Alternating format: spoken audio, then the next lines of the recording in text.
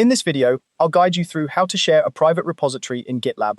Whether you're collaborating on a project or simply need to give someone access to your code, sharing a private repository is a crucial skill. Let's dive into the process step by step. First, head over to your member page in GitLab.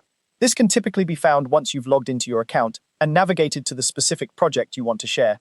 It's important to ensure you're on the correct project page to avoid any mishaps with permissions. Once you're there, look towards the top right corner of the screen. You'll see an option labeled Invite Members. Go ahead and click this button. It's your gateway to adding collaborators to your repository. Now, you'll be prompted to type in the username or email address of the person you want to invite. This is a critical step because you'll want to make sure that you have the correct spelling and details.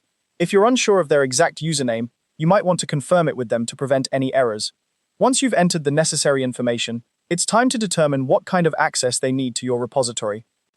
GitLab offers different roles for collaborators, and it's essential to choose the one that best fits the tasks they'll be performing. For instance, if you need the person to actively contribute and push code to the repository, you'll want to select the developer role.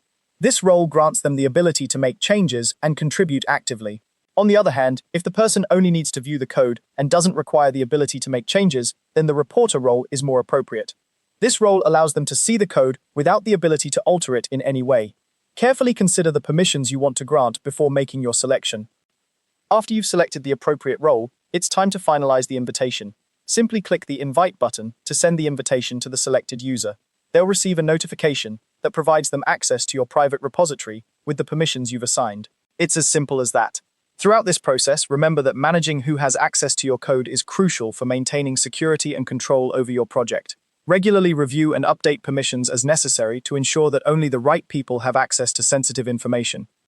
By following these steps, you can efficiently share your private repository on GitLab, enhancing collaboration and ensuring that your project runs smoothly.